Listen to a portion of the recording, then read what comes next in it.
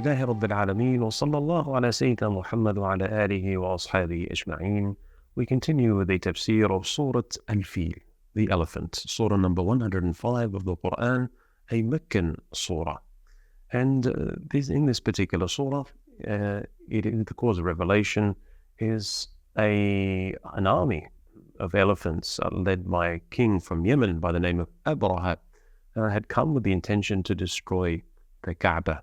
And we'll get to the rest of the reason behind this surah as we take the first ayah, where Allah Ta'ala addresses His Prophet Muhammad sallallahu alayhi wasallam by saying, Alam tara, do you not seen, or have you not seen or know about كيف فعل ربك, how your Lord has done or enacted with بأصحاب الفيل, what your Lord has done with أصحاب الفيل, meaning the army of the elephant, Al-Fīl being the elephant.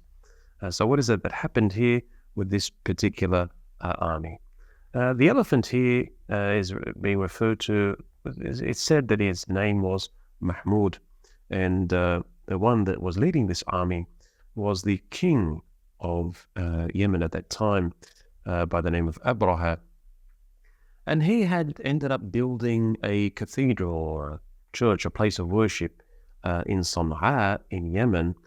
And the intention behind that was to divert the Hujjaj, the pilgrims of the Arabs that would visit Mecca. He wanted them no longer to visit Mecca and the sacred house, the Kaaba over there, but rather to visit his cathedral over there in Sana'a in Yemen.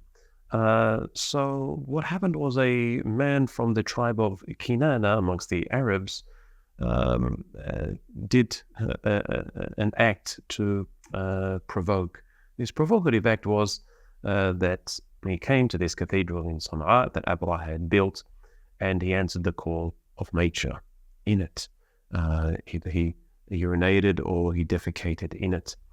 And he brought this impurity, and he began to plaster it or to wipe it on its prayer niche, on its walls, sort of despising it. So as a result, when the king found out about what had happened, of this disrespect to this house that he had built in Sana'a, he takes an oath, and that oath is to go forward and to annihilate and destroy the Holy Kaaba in Mecca. So he prepares an army, and this army has amongst its animals the elephants, and the advance point of this army was a grand elephant known as Mahmud.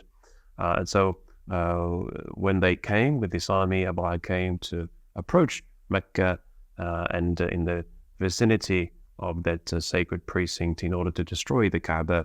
Before they could arrive for its destruction, Allah sent upon them waves of creatures in the sky, and this then is explained in the next verses and ayat, where Allah Ta'ala says, أَلَمْ يَجْعَلْ كَيْدَهُمْ فِي تَضْلِيلٍ, did not Allah make their kaid, their planning, their scheming, their plotting, fi tadlil, meaning He wiped it out, He made them frustrated, and so they were unable to follow through with their plan, and that was to destroy the Kaaba.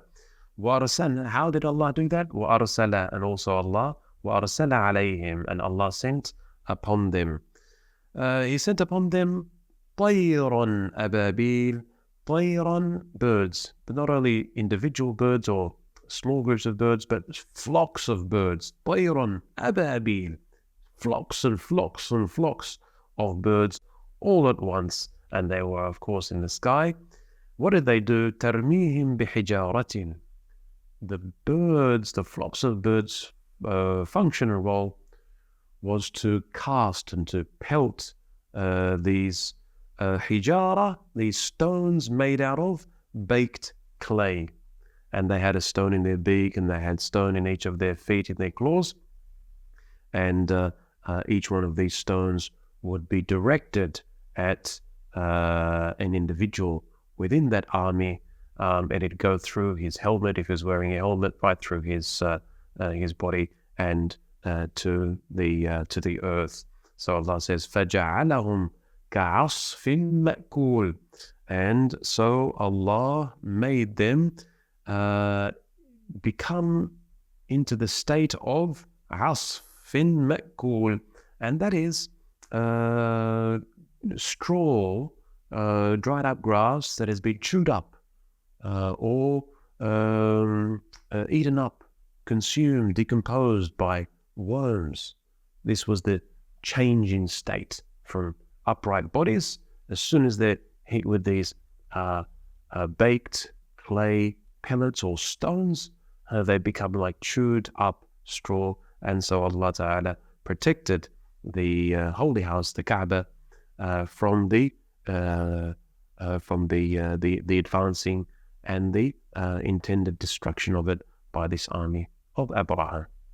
And this was all in preparation for the birth of the Prophet Muhammad sallallahu alaihi wasallam in that very year. Alhamdulillahi Rabbil Alameen, wa sallallahu ala Sayyidina Muhammad wa ala alihi wa sahbihi wa sallam.